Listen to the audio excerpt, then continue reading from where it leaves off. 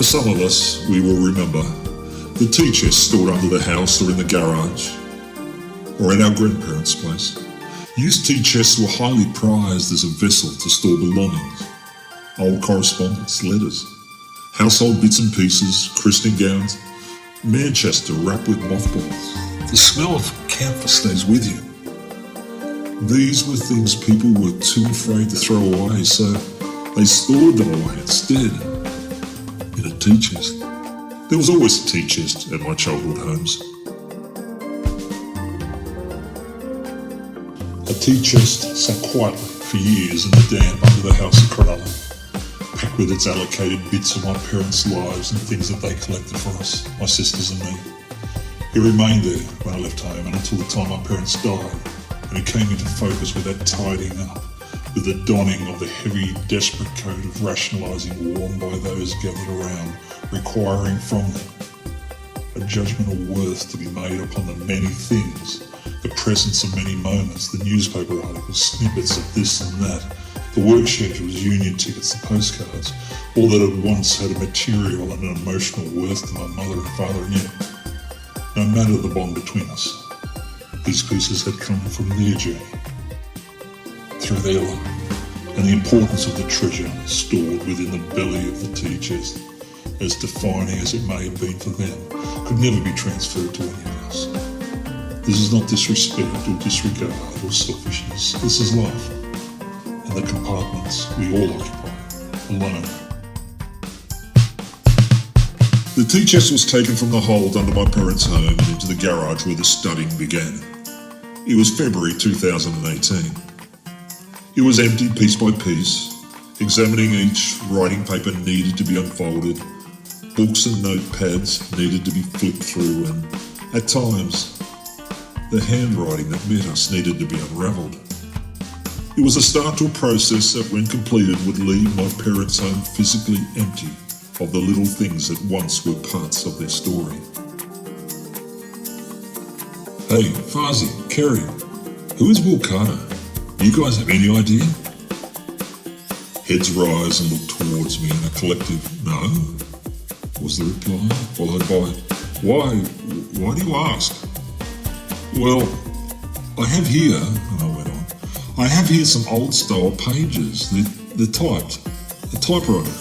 Quite a few actually, signed off by a Will Carter. What is it? What are they? Is it letters? What? I was asked. Well, poetry, poems it seems. We looked at each other momentarily and then we returned to our tasks. Other than one, which I would later discover was clearly written as a song, they were all poems and all, at a glance, were presenting similarly. Each was typed on the same type of paper. I could not escape concluding these works were all scribed at the same desk, in the same room, by the same person, using the same typewriter. And when typing, from time to time, maybe they paused, maybe drawing on a cigarette or sipped a cup of tea and looked up and then gazed briefly out the window upon the calmness of the street before continuing on the keys. I believe there sits Will Carter. On reading, I did not know any of the text. None of the structure. No bells rang. No title or sentence stirred in the back of my mind. No association at all. And crowned by the mysteries of who was Will Carter? A friend, an acquaintance, and of whom? Who within my family knew him? Spoke to him? This question I cradled knowing there would never be an answer, as all those of my family with clear or even anecdotal knowledge have now long since passed. But what can be asked, what can be inquired upon is, who is Will Carter? Well, it came to bear Will Carter was an Australian poet, composer, storyteller, presenting his stories of the everyday, and they were to be found generally within the newspapers of the time.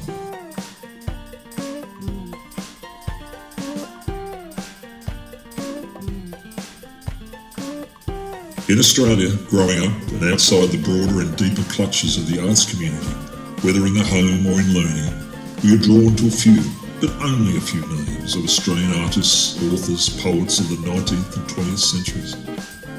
Our awareness can be shallow, with some names floating around, bumping against the sides. Dame Nellie Melba, Norman Lindsay, Frederick McCullum, Tom Roberts, Arthur Street, Albert Nemajura, Sidney Noel, Brett Whiteley, May Gibbs, Andrew Barton, Banjo Patterson, Judith Wright, Henry Lawson, Dorothy McKellen, Steele Rudd, Joan Sutherland, and Stella Miles Franklin. Other than for the true students, for the rest of us, this is our little toe in the water. Yet, still, it fails to capture, fails to include, fails to record, fails to alert us to Will Carter. William Alexander Carter.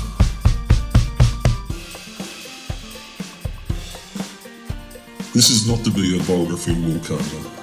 My venture here is to record, to highlight what appears to be original type sheets carrying the 10 works of Will Carter that came into my possession, 6 of which I have been unable to find listed elsewhere by any record.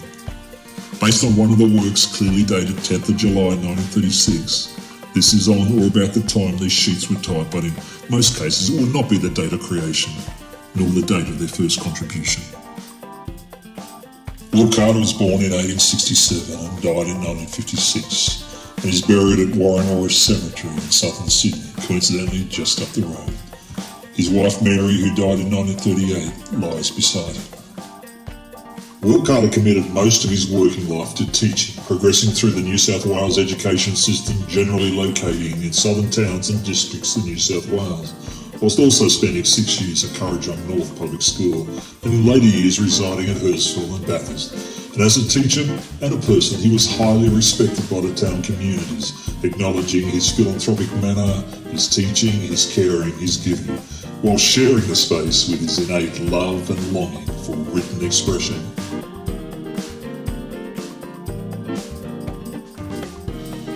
Later in life, he would prove to be a prolific creator, composer, writer, and contributor of songs, poems, prose, opinions, and stories to newspapers and publications across New South Wales and Victoria under his own name or pseudonyms. Undoubtedly, he was a gifted storyteller, and he became a mentor for young writers. According to the records held by the State Library of New South Wales, his works and contributions were carried by at least 80 local and regional newspapers, mainly in New South Wales but also in Victoria, such as the Hurstville Propeller, the Wagga Wagga Daily Advertiser, the Parramatta Cumberland Express, the Wellington Times, the Canberra Times, the Wangaratta Chronicle and the Campertown Chronicle, and notably the Bulletin. Will Carter was a driven and unquestionably persistent writer, compiling a huge body of work and written thought. If one looks for it, it is there. And it becomes evident he saw these works were durable. They had a life beyond the now, capable of being republished in the years after being first created, and there, given to a new public, with current day relevance brought to bear.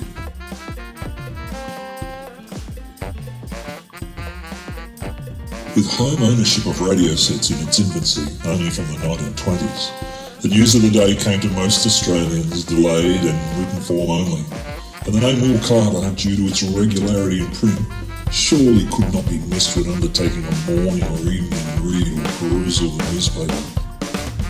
If I'm never to know how we came into possession of the type sheets of Will Carter, I can only ask myself with the same passion why Will Carter largely has been forgotten to contemporary Australian consciousness. He produced such a portfolio, and had documented friendships with Stella Miles Franklin, Henry Lawson, and the cohort of writers, his peers, including Steele Rudd, creator of Dead and Day. I asked myself, was he willfully sidelined by the cultural and artistic elite of the day, being seen not as truly belonging or accepted more as a tag-along, a supporter who writes a bit but not one of the star players, an amateur mate? And has this simply continued right up to this day? I cannot be sure, but I found myself left amazed by his deep-rooted modern-day obscurity. Maybe this short story will enhance the awareness and appreciation of Will Carter, even if only by the smallest measure. Now these 10 works of Will Carter's, I will list them, and the date of their creation is what appears to me to be so, but this cannot be guaranteed. In the City. The earliest known publication of this poem was in 1905, Will Carter is 38 years old. The type version comes 31 years later, being July 1936, when Will Carter is 69 years old, and then a further 2 years passes, and on the 25th of July 1938, the poem is published in the Human at Long Times under the title, Give Me the Bushland, where many lines have been changed, as Will Carter, it would seem, is pitching to a country readership, and interestingly, there are 5 verses, where the 1936 type version has only 4. As I stand within the city and watch them drifting by, the sick, the sad, the seedy, with streams of life run dry, I think of gums and wattles and a human stream that flows down breezy mountainside and sparkle as it goes. Beneath my feet so weary, the street is hard and bare. Thank God the sky above me, man hath not set that there. I long for the springtime pastures, a carpet softly spread, which nature weaves in glory of green and golden thread. The Men Who Battled Through. This work may have first appeared in 1912 in The People, a socialist union publication. Will Carter is 45 years old. It then appears again a distant 17 years later in 1929 as a contribution to the Hurstville Propeller. Will Carter is 62 years old. Interestingly, the type sheets have only the first 2 verses with the name Will Carter sitting beneath, indicating that it's full and final, whereas the published versions show there are 4 verses to this poem. See them reap the stricken harvest, droughty seasons pressing sore. See them ride around the ruined death and bleaching bones before. See them bravely fighting fearless in a blinking veil of blue, while the hellish flames surround them. Here's to those who battle through. Test cricket. Will Carter wrote numerous poems with the theme of cricket. This work, Test Cricket, appeared in the Wagga Wagga Daily Advertiser on the 30th of June 1930. Will Carter is 63 years old. The type sheets prepared 6 years later contain changes that show Will Carter reissued this poem, clearly with the intention of providing the reader with relevance for the day. Players' names are changed to relate to the Australian Test team at the time. The only name that remained within the 2 versions was that of Donald Bradman. I dreamt of Merry England, a test was on a Lord's. Australia needs another run for victory, said the boards. The 4th day's play was ending, 1 over more to go, yet bright methought that classic field as Waratahs did glow. We had 6 wickets in hand with Bradman 99, while Hassett had 100 runs and both were batting fine. Bill Brown to Bill O'Reilly grinned the match was good as won. As Bradman gripped his trusty bat, Barnes began his run, then suddenly a curtain fell. I woke in wild dismay when someone yelled, "The match is drawn, the rain has stopped the play."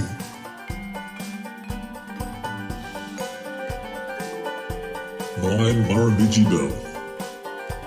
This piece is clearly written as a song, as displayed in the contributions to at least 2 newspapers in 1936. Will Carter is 69 years old. The type sheets have it dated 10th of July 1936 with the name Will Carter and his address in Bathurst presenting. This address is authentic as it appears on a letter he sent to Stella Miles Franklin in December 36, and the contributions to the Wellington Times and the Wagga Wagga Daily Advertiser in July 1936. In these contributions to the newspapers, Will Carter concludes by writing, "Now, you young bush blades, send me a shilling postal note and I'll post you that little song with an air to sing it to. Address 103 Piper St Bathurst. There are lots of bells along the Bidgee to be won." In 1936, my father and his twin brother were 13 years old. I venture to say, at that age, despite their home being in the central Western District, they would not have considered themselves as young bush blades. And I doubt they would have sent Will Carter the 1 shilling postal note. Even if one of them had, it doesn't account for the other type works of Will Carter, now in my possession. There is a further contribution of My Murrumbidgee Belle to the Wagga Wagga Daily Advertiser over 2 years later, dated October 1938. where here it appears as a purposeful, catch-the-reader's-eye presentation piece, handwritten within a hand-drawn frame and 4 bordering sketches which take their context from the lyrics with a date a month earlier than the newspaper issue. The curiosity is some lyrics have changed from 1936 to 1938, most noticeably in the chorus, where the line "back to the river" is changed to "back to Wagga Wagga," and the finishing line to verse 2, where "with my blue-eyed Nancy Nell" is replaced by "with my sweetheart Nancy Nell." 10 weeks after the 1938 contribution of My Murrumbidgee Belle, his wife, Mary Elizabeth Carter, died in Wagga Wagga, aged 69. I could not find a recorded audio of My Murrumbidgee Belle to appreciate the time structure, key and melody Will Carter had placed upon his lyrics, but Will Carter in his printed offer to the young Bush Blades would be happy to provide an air to sing it to. Maybe that air is now lost. The remaining 6 works I could not find to be printed or published, which is not to say they never were. Short of any other detail, these works were typed out by Will Carter in his Piper Street home in 1936. Requiem. Under the wide and starry sky, dig me a grave and let me lie. Gladly did I live and gladly die. I lay me down with a will. These be the lines you grieve for me. Here he lies where he longed to be. Home is the sailor, home from the sea, and the hunter, home from the hills. The child and the piper. Piping down the valley wide, piping songs of pleasant glee, on a cloud I saw a child, and he laughing said to me, "Pipe a song about lambs," so I piped with merry cheer. "Piper, pipe that song again," so I piped, he wept to hear. "Drop thy pipe, thy happy pipe, sing the song of happy cheer." So I sang the same again, while he wept with joy to hear. "Piper, sit thee down and write in a book that all may read." So he vanished from my sight, and I plucked a hollow reed. I made a rural pen, and I stained the water clear. I wrote my happy songs that every child may hear. A night with a wolf. Little one, come to my knee. Hark, the rain is pouring over the roof in the pitch black night, and the wind, the woods are roaring. High up in the lonely mountains, where the wild men watched and waited. Wolves in the forest and bears in the bush, and I on my path belated. There from the blowing and the raining, crouching I sought to hide me. Something nestled, 2 green eyes shone, and a wolf lay down beside me. Little ones, be not frightened. I and the wolf together, side by side through the long, long night, hid from the awful weather. And when the falling forest no longer cracked in warning, each of us went from our hiding place forth into the wild, wet morning. A psalm of life. Tell me not in mournful numbers, life is but an empty dream. For the soul is dead that slumbers, and things are not what they seem. Art is long and time is fleeting, and our hearts, though stout and brave, still like muffled drums are beating funeral marches to the grave. In the world's broad field of battle, in the bivouac of life, be not like dumb-driven cattle, be a hero in the strife. Let us then be up and doing, with a heart for any fate, still achieving, still pursuing, learn to labour and to wait. The graves of the household. They grew in beauty side by side. They filled one home with glee. Their graves are severed far and wide by mountain and stream and sea. One midst the forest of the west by a dark stream is laid. The Indian knows his place to rest far in the cedar's shade. The blue lone sea has won. He lies where pearls lie deep. He was the loved of all yet known. Over his low bed they weep. One where sullen veins are dressed, above the noble strain, he wrapped his colours around his breast in the blood-red fields of Spain. One and all by myrtle showers, leaves by soft wind fanned, she faded midst flowers, the last of that bright band. Ye weary wayfarer, Hark the bells on distant cattle, waft across the range, through the golden tufted wattle, music low and strange. Like the marriage peal of fairies comes the tinkling sound, or like the chimes of sweet St Mary's on far English ground. How my courser champs the snaffle, and with nostrils spread, snorts and scarcely seems to ruffle fern leaves with his tread. Cool and pleasant on his haunches, blows the evening breeze through the overhanging branches of the wattled trees, or onward to the southern ocean glides the breath of spring. Onward with a dreamy motion, like to glide and sing. Forward, forward, still we wander, tinted hills that lie in the red horizon yonder. Is the goal so nigh? Whisper, spring wind, softly singing, whisper in my ear, respite and then both bringing. Can the goal be near, laden with the dew of vespers from the fragrant sky? In the ear the wind that whispers seems to make reply.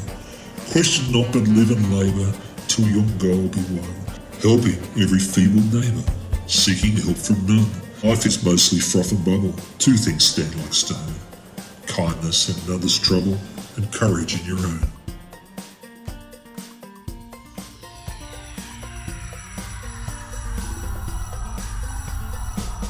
And there finishes my short story of the 10 works of Will Carter. He has given us a legacy and has earned the right to be remembered and recited. In humbleness, my interpretation of My Murrumbidgee Belle, lyrics and impetus by Will Carter.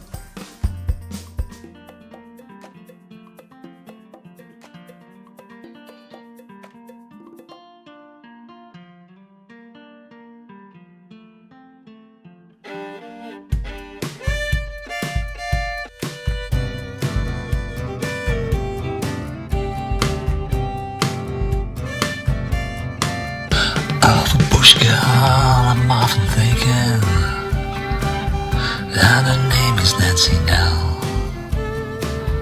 where the silvery moonbeams quiver at the river she doth dwell, where 1,000 miles asunder, and my lonely heart can tell how I long my lips to plunder of my sweetheart Nancy now. Ooh, back to the waters where the magpie sings, down in the gully where the old axe rings, where the honeybees are humming. She's calling and I'm coming back to Wagga Wagga for my Murrumbidgee Belle.